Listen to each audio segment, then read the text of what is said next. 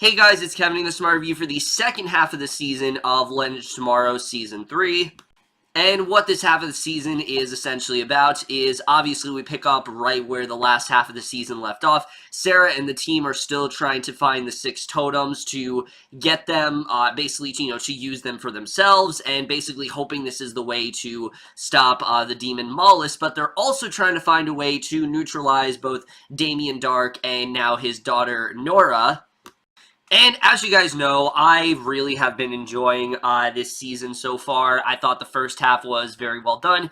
Different from Season 2, but definitely a pretty big transition towards the end. Obviously, Stein is now dead. Jax has left the team, so suffice to say, this second half was definitely going to be very different and was probably going to be a pretty big shift for the show. And here's what I'll say. The second half, I don't think it's as good as the first half. There definitely is some stuff that is a bit messy, but it is still a lot of fun. It introduces a lot of interesting new dynamics and really does open up a pretty bright future for Season 4 overall. But we're just getting to right now, starting off with the cast.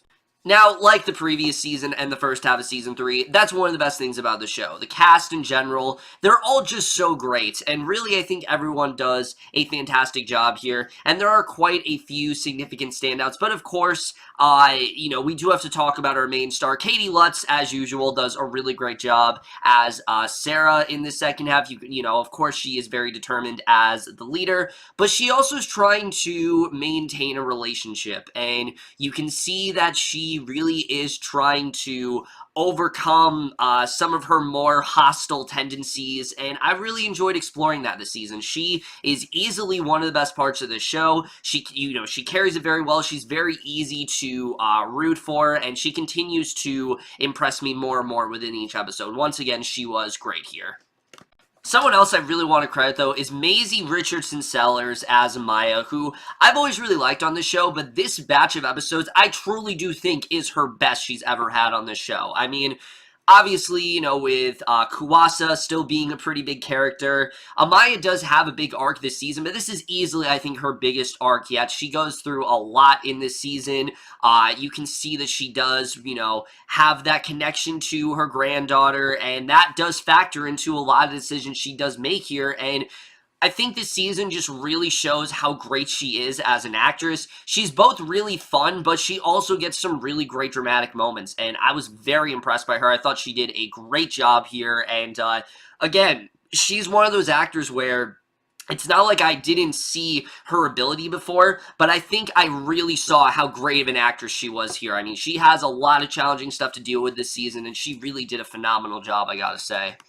However, someone I definitely have to talk about for the second half of the season is, of course, Keiynan Lonsdale as Wally West, who, look, I have been very, very adamant, and I think very vocal about my not distaste, but just my disinterest in his character. I did not care about him. I found him to be so out of place on The Flash. I just did not think that he was a good character. I did not think they serviced him well. When he wasn't on the show, I thought it actually was better, and here it's the complete opposite. I think he works very well here. I was very impressed by his acting. What I really love about Wally West is that it's not like he's just there to replace Jax. He just is a lot more goofy, and he gets to have a lot more fun on this show than he gets to in the previous one. I think he just gels much better here. He honestly fit right in.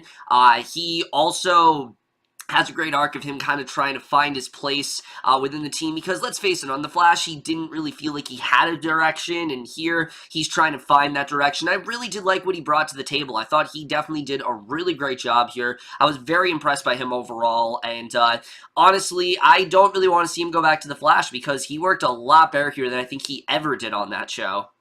And then the rest of the cast here also did a really great job. I really want to zero in, though, on 2 people in particular, because obviously, rest of the cast here, you know what I'm going to say. Brandon Routh, Dominic, Purcell, Nick Zano, they all do a good job in their roles. They're all really great. Tala, Ashe gets some really great stuff in this half of the season. It's not like I haven't loved, it's not like I've loved the Zari character or anything, but I feel like this season she fits in even better, especially when it comes to Wally. Those two just have such a great dynamic, and I'm hoping they do flesh that out more. But someone who really impressed me, though, I have to say, is Neil McDonough in this half of the season, because I was really worried that Damien Dark was just going to be a carbon copy of what we got with Dark in the previous season, and this is the complete opposite. This is easily his most prominent arc yet. He goes through a huge story this season and really does evolve as a character. He goes from someone who is a very one-note villain who really is just trying to take the totems and use them, for his own reasons, and really grows into someone who becomes a lot more caring and starts to find someone he cares about more than himself, and that's his daughter, and where he really does go throughout the season. I honestly really did love, and this most likely is the last season we're going to see with Dark, but I think they closed out his arc perfectly. He was great here as well. I also really loved the actress that plays Ava. I, again, wasn't necessarily not liking her, but I just wasn't really a huge fan of her in the first half, and here, I thought Jess McAllen was a lot better. We get a lot more into who Ava is. Her and Sarah's relationship is a huge part of the second half of the season, and I thought they handled that very well, and really just the whole team. I've said this before, but this is easily some of the best chemistry on any of these shows, maybe the best chemistry on any of these CW shows, and that really is one of the best things about the show. They just play off each other very nicely. I thought everyone worked very well together, and that is definitely continues to be one of the best elements of this entire show. But now let's get to the directing and the writing, because once again, the directing continues to impress me. What I love about this show, I've said so many times, is that they don't take themselves that seriously, and especially in this half of the season. 90% of the episodes of this season were directly inspired from a movie. There's one episode this season that feels like Groundhog Day. There's one episode this season that feels like a Clint Eastwood movie. There's an episode this season that kind of feels like, Pirates of the Caribbean. I mean, this season, it's very much influenced and drawn from certain popular films. And I thought that was honestly a very good way to do things, because we want them to go to all these great places, but we want something else out of it. And they paid a lot of homage to these movies, and I think they handled that very well. And it works, of course, because, you got characters like Ray and Nate who are obsessed with that kind of stuff, and that works very well for them.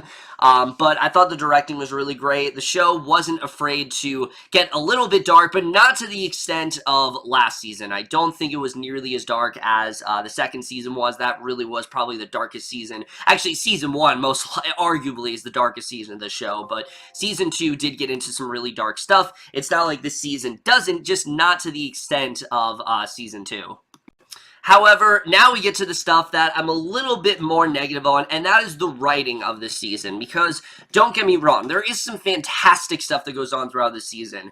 Almost every character this season does have a really satisfying arc, especially when it comes to Sarah. Like I said, she has some really great stuff with Ava, where her whole arc, she's trying to figure out, can she maintain a steady relationship? Can these two actually have some sort of normalcy?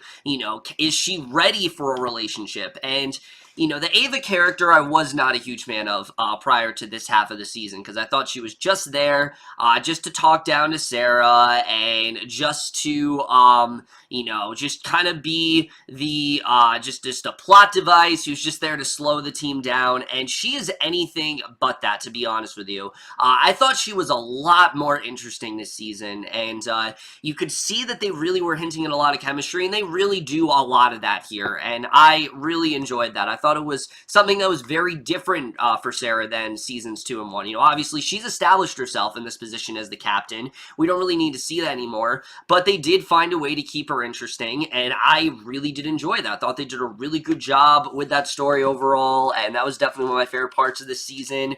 And, characters like Amaya, like I said, she has a lot to do here.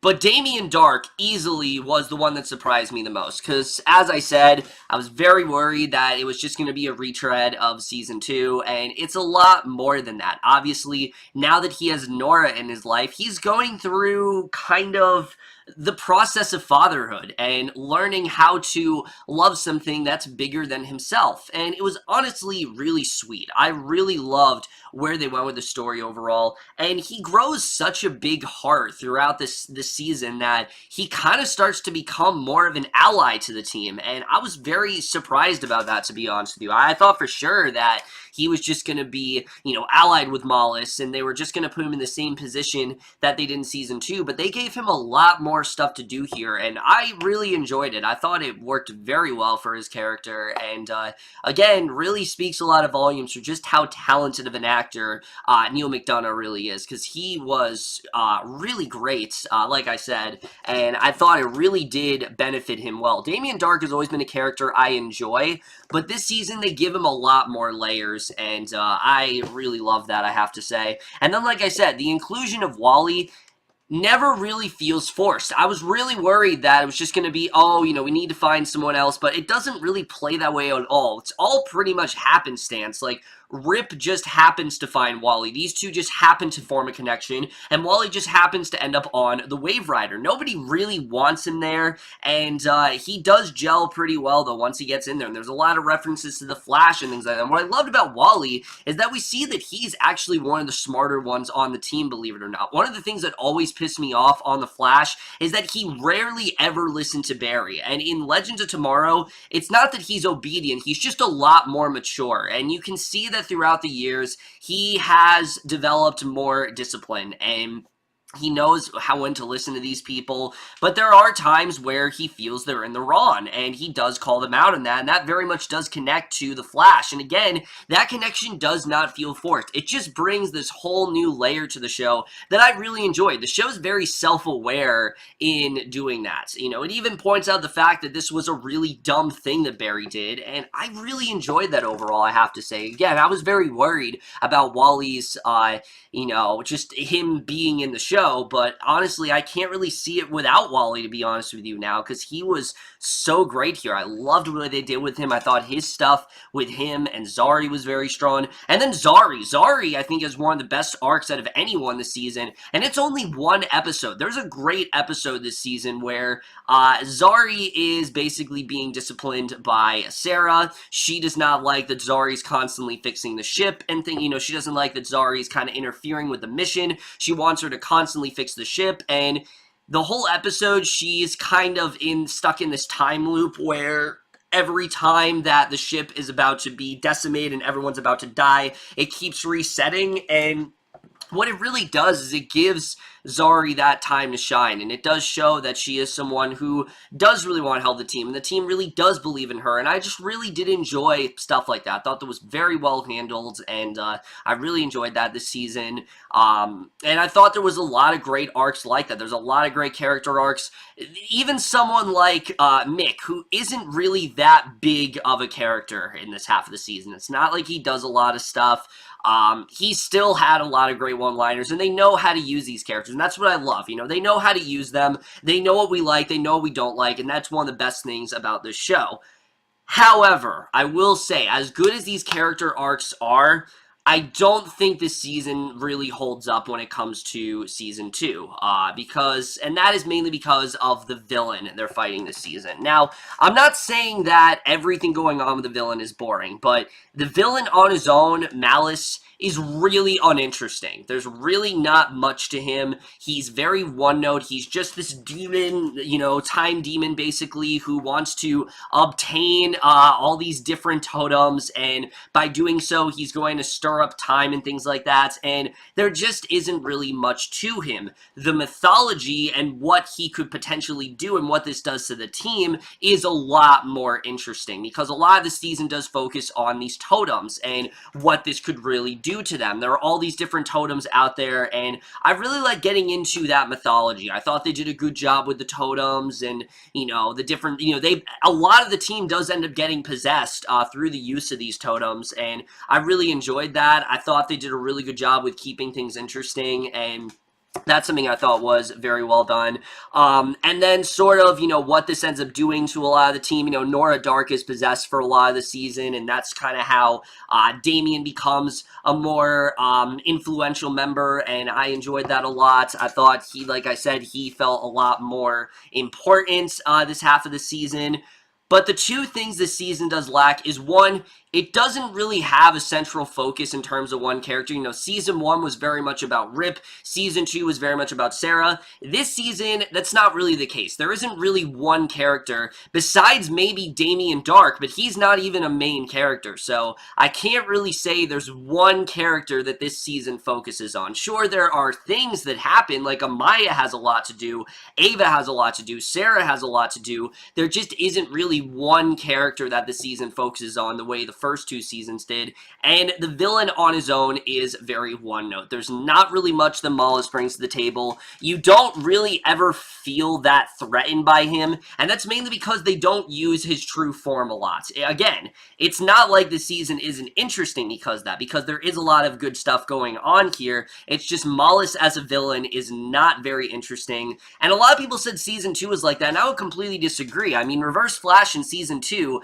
it wasn't just him wanting to destroy the world. It was because he felt irrelevant in the world. Remember, Barry had erased him from existence, and the only thing that was keeping him alive, was the thing within his heart, and the way that he was going to use that Spear of Destiny to give himself a purpose in the world. That was a much more interesting villain, and he was very compelling in that sense, and Matt Lesher was fantastic, and it's not like John Noble isn't good as Malice. He does really good. In fact, one of the best gags of the season is, of course, them, and, every time someone says Malice, they pronounce his name wrong. Even till the last episode, they actually do keep this gag alive, and I really did enjoy seeing that. I thought that was a lot of fun to watch, but just Mollis as a villain, he isn't really all that interesting, and I do think they could have done a lot more with him. Not bad, just compared to the second season villain, this does not hold up in comparison. But the cinematography on the show is still really well done. I definitely did enjoy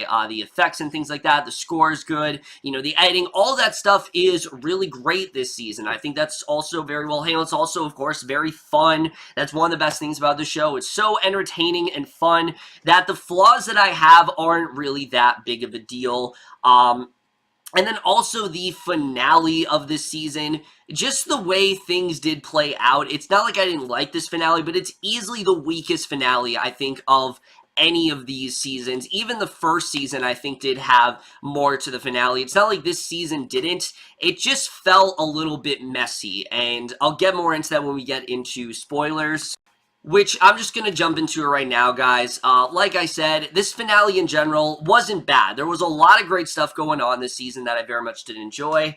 But in terms of spoilers in general, I felt that this finale did a little bit too much. Like, it tried to bring everyone back. Like, every member that was important this season was brought back. Helen of Troy, even Caesar, and even Jax was brought back. And because of that, a lot of these characters did not have a lot to do. Specifically, Jax, I thought was incredibly underused. All we know about Jax is that he now has a family, and he has a daughter, and he's basically gotten to live the life that, Stein really wanted to have, but other than that, he didn't really do much of anything. And again, that's probably because of the fact that without Stein, he is pretty much defenseless, and I didn't really understand why we needed to bring him back. It just, again, he just didn't really feel that important to me, to be honest with you, and I thought he was kind of underused. A lot of the characters in this, and the thing is, all those characters that were brought back, also Rip sacrificing himself, I thought was incredibly unnecessary. We know he's going to come back next season. There's no way they're going to kill off Rip Hunter. Every single time they've killed off this character, he ends up coming back. So there's no way they're going to kill him off, and I don't have a problem with them necessarily doing that. It's just, I don't know why they keep trying to fake out like, oh, he's gone forever. There's no way they're going to do that. It didn't really feel like this was his last season, so I don't know why they set it up as such. It just doesn't really make a lot of sense. And in the end, a lot of these characters that were there didn't really need to be there because the Legends, they're the ones who were able to take down Mollis, obviously, and the way they did it was awesome. I love the whole thing with Bebo. I love that Bebo was the one to take down Mollis. That was an incredible fight, and Bebo was never something that I thought would be as prominent of a character as he's ended up being, but something that was as dumb as just a really annoying, or just this really annoying talking monster actually ended up being one of the highlights of the season. And it's rare you can say that, but Legends just does it in a way that's just so fun and ridiculous, and I love they did that. I thought that was a lot of fun to watch. It was easily the highlight of the episode, and I really did enjoy that. I like the stuff between, I really like the stuff between Zari and Jonah Hex. I hope we do dive more into that next season. I thought that was a lot of fun to watch. And then the ending. The ending, at first I was a little bit let down because it just kind of felt like Mollis didn't really do much of anything. Like, he really wasn't that much of a threat. But then, of course, we get to the ending where we realize that, yeah, he actually did do something, because by getting rid of Mollis and, basically, sending him to the prison or whatever, he actually, by doing that, they actually did end up releasing all of this darker magic and evil, and that perfectly sets up Constantine to be a much more prominent figure next season. I'm very interested in seeing what he does end up doing in Season 4. I think it's really cool that he's going to be a main character next season. I think it is a very smart move, and I'm very interested in seeing where they do go with him as season goes on, and what this is going to mean for Sarah and Ava, because obviously Ava does want to forgive Sarah. Sarah, obviously, she's not in her life right now because she just doesn't feel like they can be together, obviously, after what she found out about Ava, and it's very complicated and whatnot, so we'll have to see where that does go. I think that's definitely going to be a lot of fun. I'm very interested in seeing where that does go next season. But easily the biggest stuff I enjoyed about this finale was, again, with Damien Darhk. I thought his arc was perfectly wrapped up in this season. Of course, most of the season, as I said, Nora was possessed, and I love the way that this ended with Darhk kind of sacrificing himself so Nora could finally have that life. He didn't want Nora to end up like he did and to go down that dark path. And I love that she thinks that they're going to imprison her, that they're going to throw her in, they're going to throw her in a time bureau or something like that. She really does feel that they're going to imprison her, when in reality, they decide to let her free because she can have the life that she wants. And you can see that Ray does kind of see something with her, like he does want to have, I think there definitely is some sexual tension there. I don't know if they're going to dive any deeper into it, but what I like is that we do keep part of the Darhk family around. It's not like getting rid of Damien, we're not going to hear about the Darks, because Nora is still out there, and she's still going to be a big member of the team, so I'm interested in seeing really what she does do. And then, of course, everything with Amaya. I thought that was very well wrapped up, because, of course, she watched Kuwasa die. Kuwasa was thankfully saved in this finale, but in order for her to, make sure that her family is kept alive, she's now realizing that she can't live in this fantasy with Nate. And I love the way this was handled, because a regular CW show would make this as fantasy-like as possible, where these two, they were able to live this life forever. They would be, basically they are endgame. There's no way to separate these two, but that's not reality. The harsh reality is that this is simply just a fantasy, and that this was only going to be temporary. And when she goes back to that life, she's not married to Nate, so she does have to go back to the 1940s, and they already said Maisie Richardson Sellers is still going to be a main character next season. Don't worry about that. But I thought this was a really good way to close things out. Obviously Nate convinced her to stay last season, but seeing her granddaughter almost die, seeing what ends up happening to her, where her daughter ends up rejecting her and things like that, she doesn't want that to become a reality. She doesn't want that to become what actually does happen, and I like that she is actually going back. I'm very interested in seeing how that's going to play out next season, and I think just in general, Season 4, it's going to be really different different. They already said they're going to explore more magic and things like that. And obviously with Constantine around, you can do that. They're still going to have the time travel elements in there, but I think they're going to deepen the mythology. They're going to get more into some of these characters like Ava and Constantine. I'm just very interested in seeing what they bring to the table in Season 4. But overall, guys, when it does come down to it, I still really did enjoy this season. I thought this still was very entertaining. I thought we still did get a lot of great stuff between all the characters. It's just Mollis as a villain, he was a bit underdeveloped or very underdeveloped. There just really wasn't a lot to him. The season at points did feel a bit directionless. It's not like there wasn't a lot going on, because there was, just compared to Season 2. It didn't feel as consistent, but there still was a lot of great characters like Wally and Ava and Dark that I really did enjoy seeing. I thought they wrapped up some characters very well, and again, this is a pretty big transitional season for them. Obviously, we're kind of phasing out a lot of the original team, and a lot of new members are going to come in next season. I'm looking forward to seeing how they do shake things up. I mean, the creators even said, you know, there's going to be more people leaving next season, and I like this, because if we have the same batch, eventually some of them are going to start to get tired, and I like that we can just, you know, get someone out when they want to leave and replace them with someone, but not necessarily replace them, but just get someone else for the team. And I thought that was a very smart move overall. But overall, guys, I definitely did enjoy the season. I don't think it's quite as good as Season 2, but I am going to give Legends Tomorrow, the second half of Season 3, a B+, and the season overall, I am going to give a B+. But overall, guys, in my review of the season of Legends Tomorrow, let me know what you guys saw this season overall, left your thoughts, and we'll see you guys in my next video, and we'll see you guys for that. Okay, bye.